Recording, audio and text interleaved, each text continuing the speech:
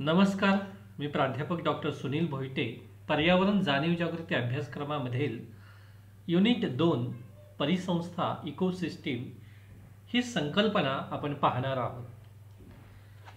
पृथ्वीवरील पर्यावरणाचे जैविक व अजैविक असे दोन मुख्य घटक आहेत हे आपल्याला माहीत आहे.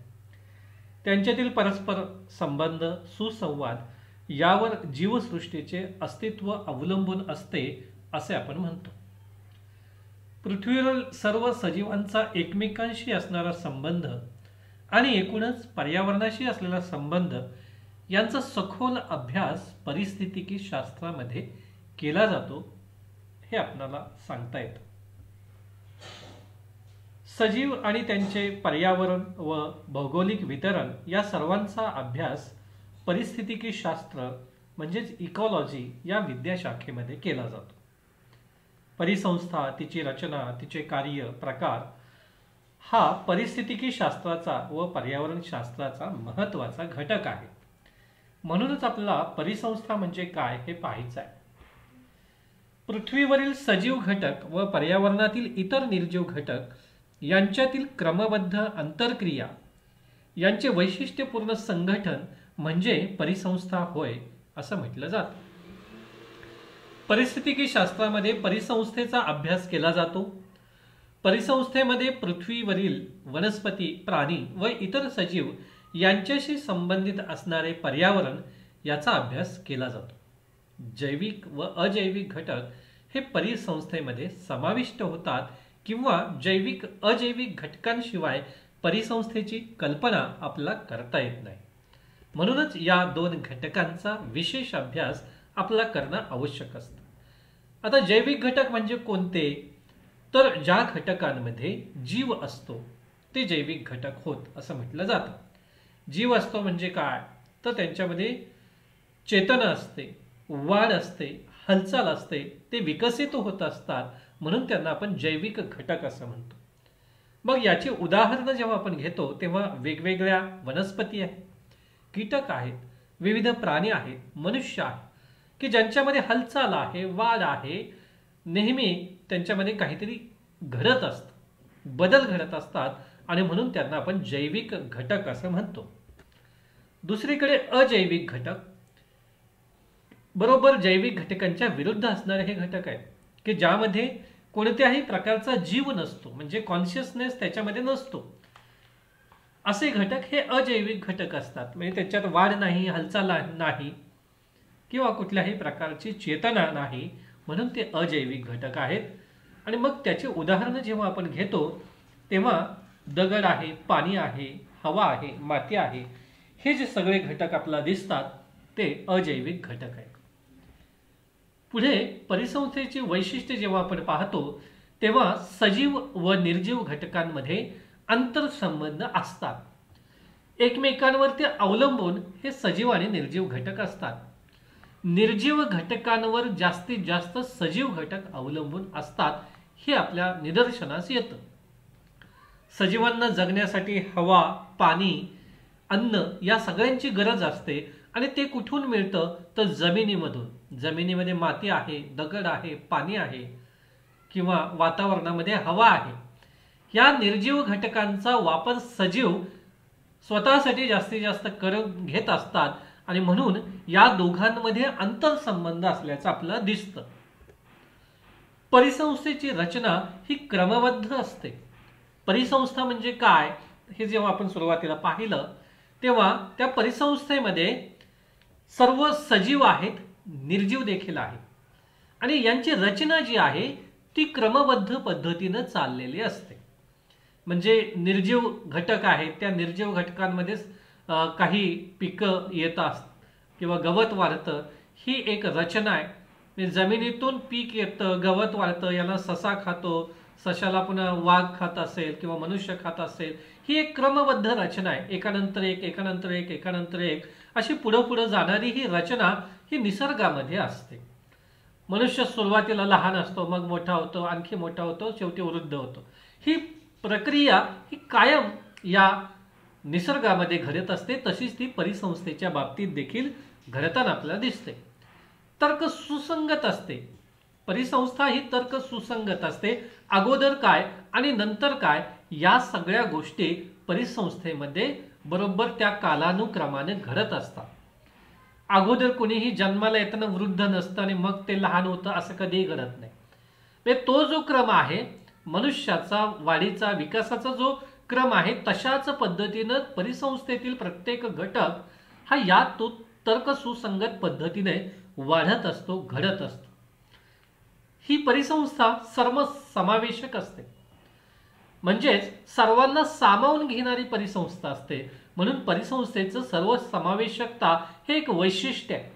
या परिसंस्थेमध्ये प्रत्येक जीव आहे, कीटक आहे, पशु आहे, पक्षी आहे, सरपटणारे जीव आहेत, ससा असेल, वाघ असेल, मनुष्य असेल, वनस्पती आहेत, हे सगळेजण या परिसंस्थेमध्ये राहतात. आणि म्हणून परिसंस्था ही सर्व समावेशक आहे असं आपल्याला म्हणता येतं. त्यानंतर आपण म्हणतो की प्रत्येक घटकाचे स्थान व कार्य निश्चित आहे.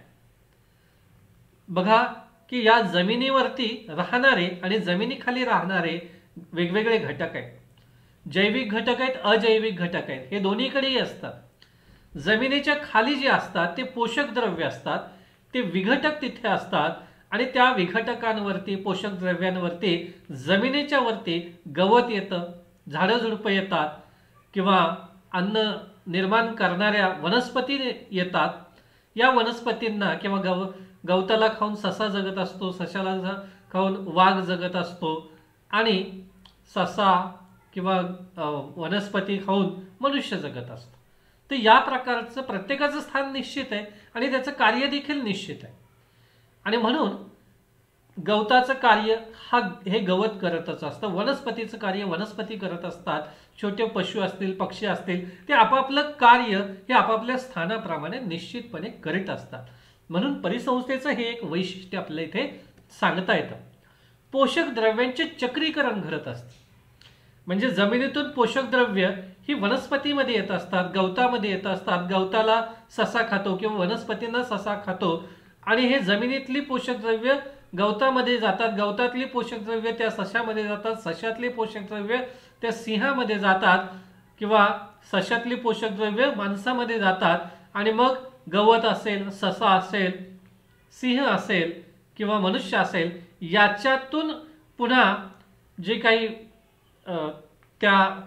त्यांनी निर्माण केलेल्या ऊर्जेचं किंवा तिथून काही घटक बाहेर पडतात आणि त्याचं पुन्हा जमिनीमध्ये मातीमध्ये रूपांतर होतं आणि पुन्हा ते पोषक द्रव्य त्या क्रमाने पुढे पुढे जात असतात. ते आपण पुढे पाहणार आहोत. त्यानंतर परिसंस्थेचे पुढचं वैशिष्ट्य म्हणजे ऊर्जा प्रवाह निर्मिती होत असते. ऊर्जा निर्माण करावी लागते, म्हणजे सूर्यापासून ऊर्जा मिळते ती या पृथ्वी तलावरच्या प्रत्येक घटकाला ती आवश्यक असते. म्हणजेच गवतातील ऊर्जा पुढच्या प्राण्याकडे, त्या प्राण्याकडून आणखी पुढच्या प्राण्याकडे किंवा मनुष्याकडे असे ऊर्जा प्रवाह हे पुढे पुढे जात असतात. प्रत्येक परिसंस्थेमध्ये अशा प्रकारचे ऊर्जा प्रवाह निर्माण होत असतात. परिसंस्था जिवंत आणि चिरस्थायी असते, म्हणजे गवत उगवलं त्याला खाल्लं की गवत संपलंच का? नाही, ते पुन्हा उगवत असतं. सशाला वाघाने खाल्लं म्हणून सगळे ससेच संपले का? नाही, ते पुन्हा दुसरी प्रजाती त्याचे निर्माण होते. पुढे पुढे ही परिसंस्था चिरस्थायी चालू असते. म्हणजे हे याचं एक चक्र निश्चितपणे सुरू असतं.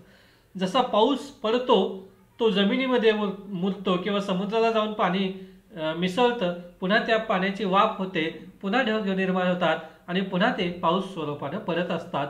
हे जसं जलचक्र आहे तशा प्रकारचं एक चक्र परिसंस्थांमध्ये देखील दिसून येतं. मग ती जंगल परिसंस्था असो किंवा इतर कोणतीही परिसंस्था असो, मग त्यामध्ये आपण तळ परिसंस्था म्हणूया, धरण परिसंस्था म्हणूया, नदी परिसंस्था म्हणूया, की जिथं या पद्धतीने चक्राकार गतीने या अशा अनेक गोष्टी घडत असतात. म्हणून परिसंस्था जिवंत व चिरस्थायी असते असं आपल्याला म्हणता येतं. त्यानंतर पुढे आपण परिसंस्थांच्या रचनेकडे जाऊया. वनस्पती व प्राणी यांच्यातील विशिष्ट संबंधास परिसंस्था असे म्हणतात हे आपल्याला माहित आहे. पृथ्वी तलावरील पर्यावरणातील परिसंस्थेच्या रचनेमध्ये प्राणी व वनस्पती यांच्या उभय गरजा म्हणजे दोघांच्याही एकमेकांच्या असणाऱ्या समान गरजा आपापसात अथवा एकमेकांमध्ये भागविल्या जातात। जैविक व अजैविक घटक हे परस्परांवर अवलंबून असल्याने त्यांच्यामध्ये आंतरक्रिया घडत असतात। अनुकूल पर्यावरणात सजीवांमध्ये विविधता जास्त आढळते, तर प्रतिकूल पर्यावरणामध्ये जैविक विविधता फारच कमी असते।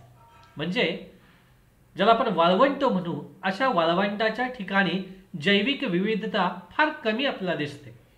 मात्र पोषक पर्यावरण जिथे असेल, म्हणजे जिथे पावसाळा आहे किंवा सह्याद्रीसारखा आपण भाग म्हणूया, सह्याद्रीच्या या भागामध्ये खूप मोठ्या प्रमाणात जैव विविधता आढळते।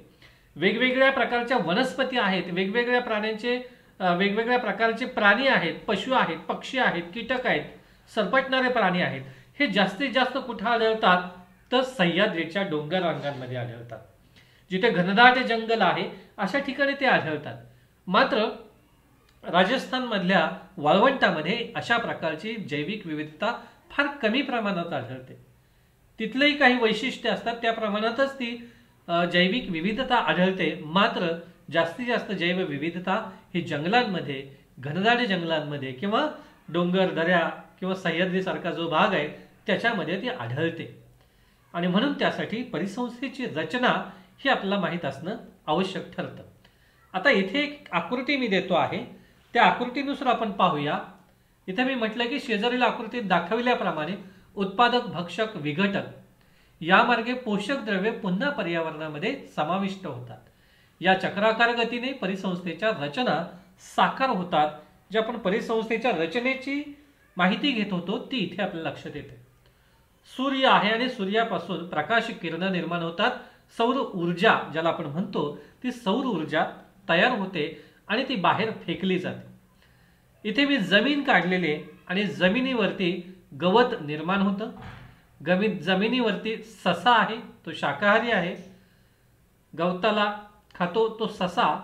त्यानंतर मांसाहारी वाघ आहे, ससा आणि वाघ याच्याकडे जर आपण पाहिलं तर सशाला वाघ खातो। त्यानंतर मनुष्य आहे, तो सर्वभक्षक आहे। ससा शाकाहारी आहे, वाघ मांसाहारी आहे।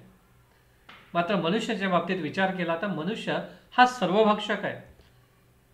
तो सशाला खातो, त्याशिवाय तो गवत म्हणू किंवा वनस्पती आपण म्हणूया, त्या वनस्पती तो देखील तो खात असतो, म्हणून त्याला सर्वभक्षक असं आपण म्हणतो। त्यानंतर गवतातील काही विघटनशील पदार्थ विसर्जित जमिनीमध्ये होतात, ते कुजतात आणि पुन्हा त्या जमिनीमध्ये पोषक द्रव्य निर्माण होतात। पुढे सशापासूनही काही पोषक द्रव्य किंवा ससा मेल्यानंतर त्याच्यातून जे काही विघटन होतं ते देखील पुन्हा जमिनीमध्ये येत असतं। वाघाच्याही बाबतीत तसंच आपण म्हणूया, वाघ असेल किंवा इतर प्राणी असतील की जे मेल्यानंतर त्यांचं विघटन होतं आणि विघटन होऊन किंवा जे विसर्जित पदार्थ असतात, विसर्जित गोष्टी असतात, ससा, वाघ, मनुष्य यांच्या बाबतीतले ते सगळे जमिनीमध्ये जाऊन मिसळतात आणि त्या माध्यमातून जमिनीमध्ये पोषक द्रव्य निर्माण होतात। ते आपल्याला इथे लक्षात येतात। आणि ही पोषक द्रव्य, विघटनशील द्रव्य हे जमिनीमध्ये जातात आणि तिथे मातीचा कच्चा माल तयार होतो असं आपण म्हणूया। आणि पुन्हा याच मातीतून पुढे गवताची निर्मिती होते, वनस्पतींची निर्मिती होते आणि त्याच्यातून संपूर्ण हे चक्र ज्याला आपण म्हणतो ते चक्र या पद्धतीने वाढत असतं। इथे लक्षात घ्यायचं आहे की मनुष्य सर्वभक्षक आहे। याचा अर्थ काय, तर तो गवत आणि गवताबरोबरच गहू असेल, ज्वारी असेल, तांदूळ असेल, ह्या ज्या वनस्पती आहेत किंवा इतर फळं असतील, फुलं असतील, हे जे काही निर्माण होतं त्याला तो खातो। दुसरं तो ससा खातो आणि म्हणून तो सर्व भक्षक आहे असं म्हणण्याचा इथे अर्थ आहे। त्यानंतर पुढे परिसंस्थेमधील मुख्य घटक। आता कोणते मुख्य घटक आहेत, तर एक घटक आहे जैविक घटक, ज्याची आपण चर्चा करतोच आहोत की जे निश्चितपणे आपल्याला उपयुक्त ठरतात। मनुष्य आहे, इतर प्राणी आहेत, सजीव प्राणी, ते सगळेजण जैविक घटक म्हणून त्यांच्याकडे आपण पाहतो। दुसरा अजैविक घटक म्हणजे माती असेल, पाणी असेल, हवा असेल, दगड आहे, हे अजैविक घटक आहे। आणि जैविक घटकांचा अजैविक घटकांवरती परिणाम होतो, अजैविक घटकांचा जैविक घटकांवरती परिणाम होतो आणि ते एकमेकांच्या साह्याने जगतात. आपल्याला जगायचं असेल तर वनस्पती वाढल्या पाहिजेत, गवत आलं पाहिजे, विविध प्रकारच्या अन्नधान्याची निर्मिती झाली पाहिजे. त्यासाठी आवश्यक आहे पाण्याची, त्यासाठी आवश्यकता आहे मातीची, त्यासाठी आवश्यकता आहे हवेची.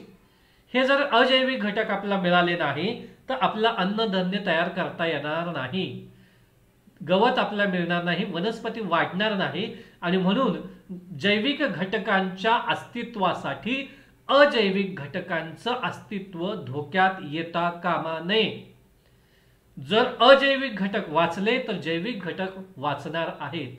म्हणून असं म्हणता येतं की जैविक घटकांच्या अस्तित्वासाठी अजैविक घटकांचं अस्तित्व टिकवणं हे आपलं प्रत्येकाचं काम आहे. म्हणून त्या दृष्टिकोनातून आपल्याला त्याच्याकडे पाहायचंय. आता पुढे उत्पादक हा एक घटक आहे की जे उत्पादन करतात. मग त्यामध्ये विविध प्रकारच्या वनस्पती असतील, फळ निर्मिती होते, अनेक प्रकारची फळं आपण मिळवतो वनस्पतींपासून, अनेक प्रकारची औषधं आपल्याला वनस्पतींपासून मिळत असतात. गहू, ज्वारी, तांदूळ, इतर धान्य, कुठल्याही प्रकारचं धनधान्य हे उत्पादक आहे. आणि या उत्पादकांमुळं या सजीव सृष्टीमध्ये मनुष्याला अन्नधान्य प्राप्त होतं. त्यानंतर दुसरं आहे ते भक्षक आहे. म्हणजे जे काही अन्नधान्य निर्माण झालेलं आहे त्या अन्नधान्याला खाणारा जो असतो तो भक्षक आहे. आणि तो भक्षक म्हणजे मनुष्य आहे. गवत खातो ससा, म्हणून त्या ठिकाणी ससा हा भक्षक आहे गवताचा. मनुष्य हा अन्नधान्य खातो म्हणून या अन्नधान्याचा भक्षक मनुष्य आहे. वाघ ज्याला आपण म्हणतो किंवा सिंह ज्याला आपण म्हणू, तो सिंह हा भक्षक आहे. कोणाचा? तो ससा हा त्याच्या ठिकाणी वाघाच्या दृष्टिकोनातून ससा हा उत्पादक आहे आणि वाघ हा भक्षक आहे. म्हणजे या पद्धतीनं उत्पादक भक्षक संबंध निर्माण होतात. पुढे यामध्ये प्राथमिक भक्षक, द्वितीयक भक्षक आणि तृतीय भक्षक असे त्या ठिकाणी आपल्याला सांगता येतं. आता प्राथमिक भक्षक म्हणजे कोण? तर त्या ठिकाणी आपण म्हणूया की ससा, त्यानंतर द्वितीयक भक्षक किंवा गवत आहे, ससा आहे, पुढे जाऊन आपला वाघ असं सांगता येतं. तेव्हा प्राथमिक, द्वितीय आणि तृतीय या पद्धतीनं आपल्याला भक्षकांची वर्गवारी करता येते. आणि शेवटी विघटक. हे सगळे जे आहेत वरचे उत्पादक असतील, भक्षक असतील, प्राथमिक भक्षक, द्वितीय भक्षक आणि तृतीय भक्षक, यांच्यापासून जी विष्ठा तयार होते किंवा यांच्यापासून जे अनावश्यक घटक आहेत, हे सगळे घटक, या सर्व घटकांचं विघटन होतं आणि ते जमिनीमध्ये स्थिरावतं. आणि मग या जमिनीमध्ये पोषक द्रव्यांचं एकत्रीकरण होतं आणि या एकत्रीकरणातून पुढे आपला पुन्हा नव्यानं वनस्पती किंवा गवत निर्मितीसाठी त्याची उपयुक्तता वाढते. त्या संबंधी आपण आणखी एक आकृती पाहूया की इथे पुन्हा आपण सूर्य म्हणतोय आणि सूर्यामधून पुढे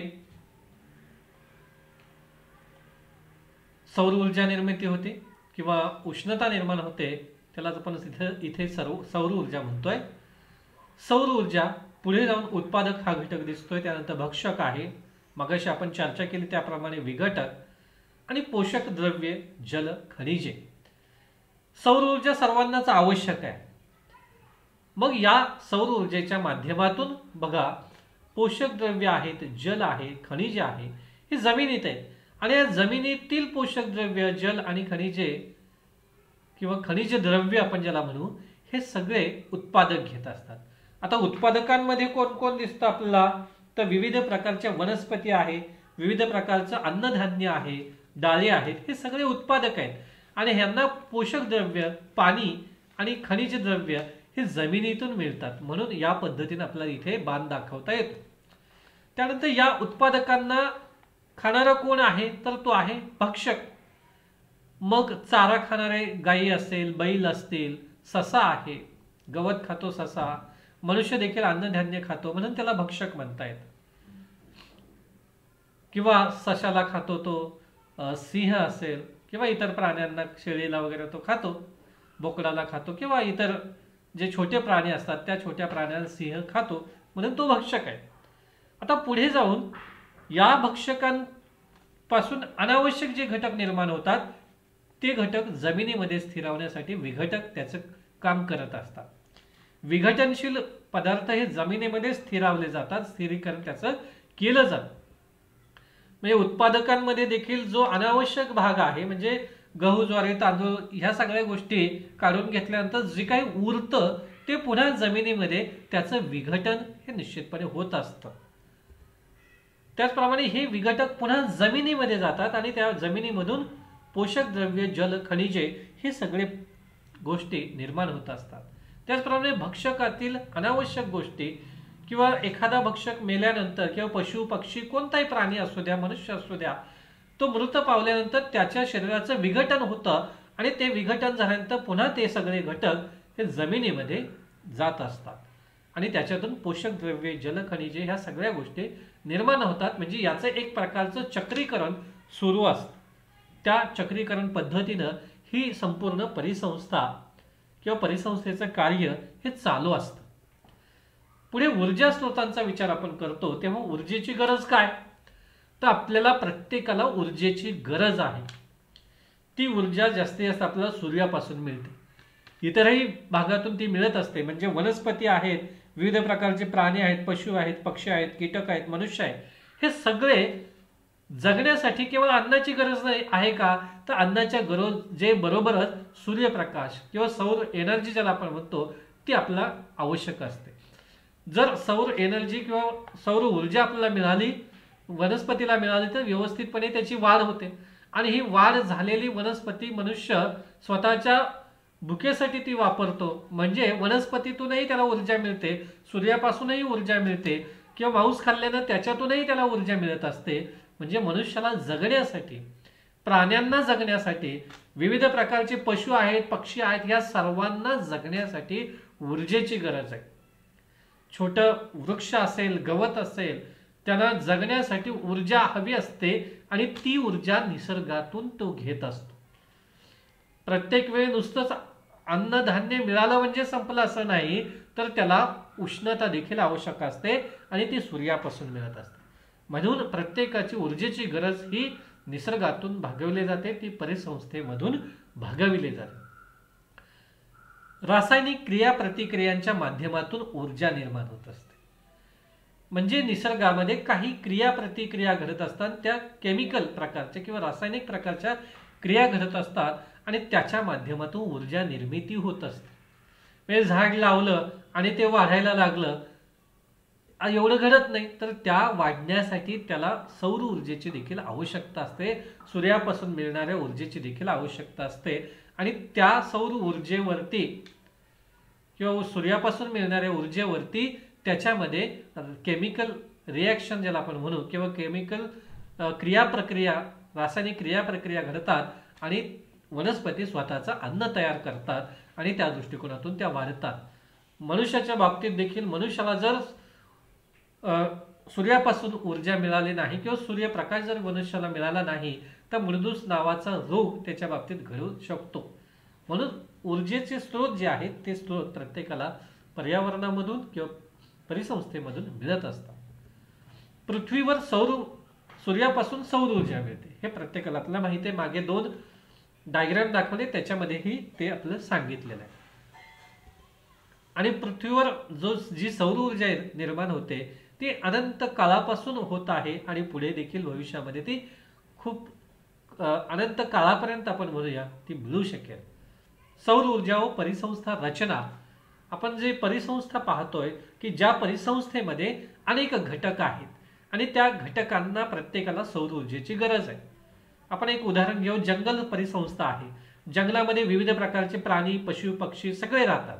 मनुष्य देखील जंगलामध्ये स्वतःची रहिवास तयार करून तिथं तो राहत असतो.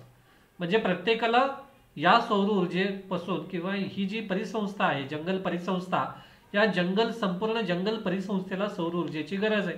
वनस्पतींना वाढण्यासाठी सौर ऊर्जेची आवश्यकता आहे. मनुष्याला देखील सौर ऊर्जेची आवश्यकता आहे व विविध प्रकारचे छोटे मोठे प्राणी असतील, कीटक असतील, पशुपक्षी असतील, यांना देखील केवळ अन्न खाऊन ऊर्जा मिळत नाही तर अन्नाबरोबरच सूर्यापासून मिळणारी ऊर्जा देखील महत्त्वाची ठरते. म्हणून जंगल परिसंस्थेसारखी रचना असेल तर तिथेही सौर ऊर्जेची गरज आहे. नदी परिसंस्था आहे, नदी परिसंस्थेमध्ये देखील नदीमध्ये विविध प्रकारचे मासे असतात, सरपटणारे प्राणी असतात किंवा छोटे मोठे कीटक पशुपक्षी तिथे आजूबाजूला असतात किंवा मनुष्याची वस्ती नदीच्या कडेने होताना आपल्याला दिसते. तेव्हा ही एक परिसंस्था आहे आणि त्या परिसंस्थेला देखील सौर ऊर्जेची गरज आहे असं आपल्याला सांगता येतं. परिसंस्था या बाह्य ऊर्जेवर अवलंबून असतात निश्चितपणे. कुठलीही परिसंस्था असू द्या, मग जंगल परिसंस्था असो, गवताळ परिसंस्था असो किंवा नदी परिसंस्था असो, तळी परिसंस्था असतो, ह्या सगळ्या परिसंस्था ह्या कुठेतरी बाह्य ऊर्जेवर म्हणजे सूर्याची जी ऊर्जा आहे त्या ऊर्जेवरती अवलंबून आहेत. सूर्यप्रकाश जर मिळाला नाही तर झाड व्यवस्थितपणे वाढत नाही. म्हणजे रोपट्याला जर व्यवस्थित सूर्यप्रकाश मिळाला नाही तर त्याची वाढ खुंटते.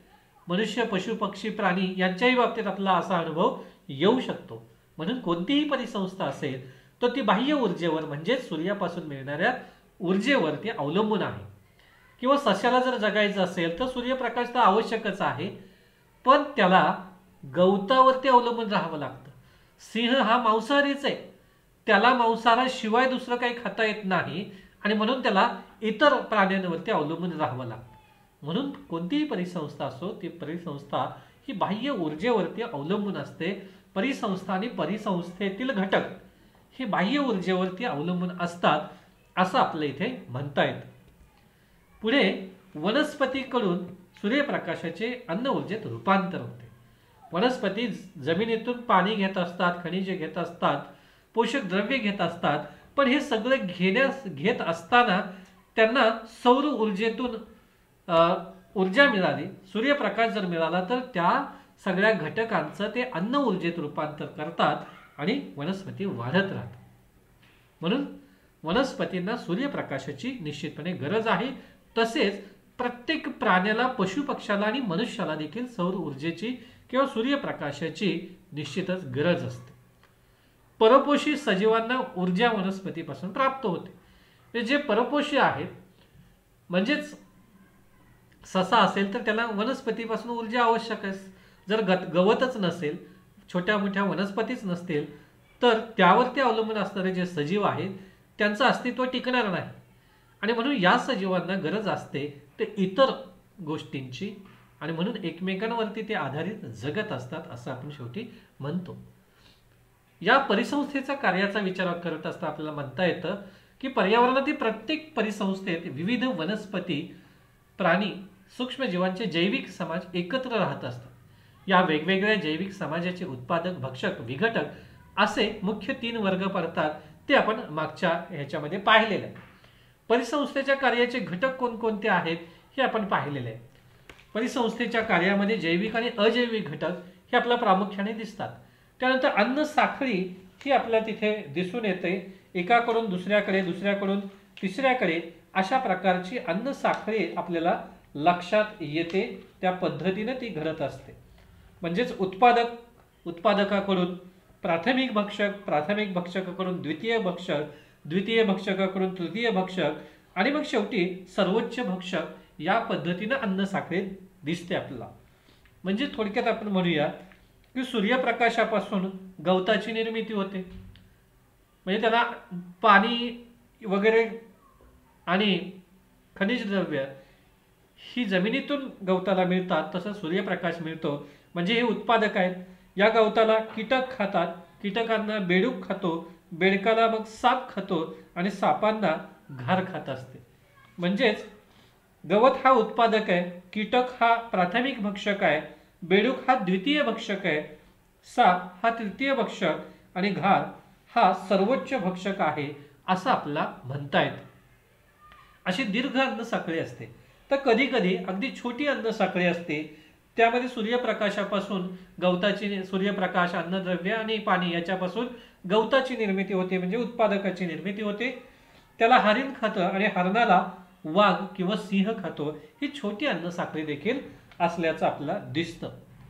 त्यानंतर अन्न जाळी ही एक संकल्पना आहे की ज्यामध्ये आपल्याला असं म्हणता येतं की पृथ्वी तलावरील वेगवेगळ्या अन्न साखळ्यांच्या परस्पर संबंधाने अनुबंधित झालेल्या जाळीस अन्नजाळी असं आपण म्हणतो. म्हणजे गवताला खाणारे अनेक छोटे मोठे कीटक पशुपक्षी असतात, त्यांना खाणारे आणखी वेगवेगळे असतात आणि ही एकमेकांमध्ये घडत असणारी प्रक्रिया असते, म्हणून त्याला आपण अन्नजाळी असं म्हणतो. ऊर्जा विनिमय स्तर ज्याला आपण म्हणतो, तो ऊर्जा विनिमय स्तर हा देखील आपल्याला लक्षात येतो की अन्न साखळीतील या विविध पातळ्यांना पोषण पातळी स्तर असंही म्हटलं जातं. यालाच ऊर्जा विनिमय स्तर असेही म्हणतात. अन्न ऊर्जेचे निम्नस्तरीय जीवाकडून म्हणजेच हिरव्या वनस्पती, उच्च स्तरीय जीवाकडे म्हणजेच मांसभक्षक प्राणी अन्न ऊर्जेचे संक्रमण होत असते, म्हणून याला ऊर्जा विनिमय स्तर असे म्हटले जाते. म्हणजे गवत ही एक ऊर्जेचं साधन आहे, त्याच्यातून ससा आहे, त्याच्यावरती आहे तो वाघ आहे, या पद्धतीने ऊर्जेचा विनिमय होत असतो आणि या पद्धतीनं परिसंस्थेमध्ये सर्व सजीव राहत असतात. परिस्थितिकी कार्यस्थळ आपण ज्याला म्हणतो, ते कार्यस्थळ म्हणजे काय, तर परिसंस्थेतील विविध सजीवांचे वसतिस्थान आणि त्यांचे कार्य यांचे वर्णन म्हणजे परिस्थितिकी कार्यस्थळ असं आपल्याला म्हणता येतं. मग या परिसंस्थेचे प्रमुख प्रकार कोणते याचे आपण सुरुवातीपासून थोडक्यात अगदी चर्चा करत करत आलेलो आहोत, पण तरी देखील प्रमुख प्रकार म्हणून जंगल परिसंस्था आहे की ज्या जंगल परिसंस्थेमध्ये अनेक प्रकारचे पशु पक्षी प्राणी सूक्ष्मजीव असतील, हे सगळे जण राहतात. मग त्यात वनस्पती आहे, गवत आहे, सगळे की जे एकमेकांच्या साह्यानं राहत असतात आणि त्यांचं तिथं कार्य चाललेलं असतं. गवताळ परिसंस्थेमध्ये मात्र मोठमोठी कोणत्याही प्रकारचे वनस्पती नसतात, झाडं नसतात. तिथं असणारे प्राणी हे काही मर्यादित स्वरूपाचे असतात की जे केवळ गवतावरती जगू शकतात. अशा प्रकारचे प्राणी या गवताळ परिसंस्थांमध्ये असतात. त्यानंतर वाळवंटीय परिसंस्था ज्याला आपण म्हणतो, ती वाळवंटीय परिसंस्था प्रामुख्याने राजस्थान सारख्या वाळवंटांमध्ये दिसून येते. तिथे कमी पाणी असतात आहे, त्याच्यामुळं तिथं कमी पाण्यावरती येणारे छोटे छोटे खुर्ती वृक्ष असतात आणि त्या वृक्षांवरती जगणारे काही शाकाहारी प्राणी आपल्या तिथे दिसून येतात. उंटासारखा प्राणी की जो अनेक दिवस पाणी न पिता राहू शकतो किंवा त्याला पाण्याची फार कमी गरज असते, अशा प्रकारचे प्राणी वाळवंटीय परिसंस्थेमध्ये आपल्याला दिसतात. तर जलपरिसंस्था ज्याला आपण म्हणू की ही जलपरिसंस्था समुद्रामध्ये, नदीमध्ये, ओढ्यांमध्ये, नाल्यांमध्ये, तळ्यांमध्ये दिसून येते की जिथे पाण्याचा साठा असतो, त्या पाण्याच्या साठ्यामध्ये एक प्रकारची परिसंस्था असते. त्यामध्ये शैवाल हा एक घटक असतो, सूक्ष्मजीव असतात, विविध प्रकारचे मासे असतात, पाण्यात राहणारे सर्प असतात. ही एक प्रकारची परिसंस्था असते आणि हे एकमेकांच्या साह्याने जगत असतात. छोटा मासा, मोठा मासा ह्या सगळ्या गोष्टी असतात. छोट्या माशांवरती जगणारे मोठे मध्यम मासे असतात, मध्यम माशांवरती जगणारे आणखी त्याच्यापेक्षा मोठे मासे असतात. ही या पद्धतीची एक परिसंस्था आपल्याला इथे दिसून येते. म्हणून परिसंस्थांचं एकूणच कार्य आणि परिसंस्थांविषयीची माहिती ही आपल्याला या पद्धतीने माहीत असणं निश्चितपणे उपयुक्त ठरतं. धन्यवाद.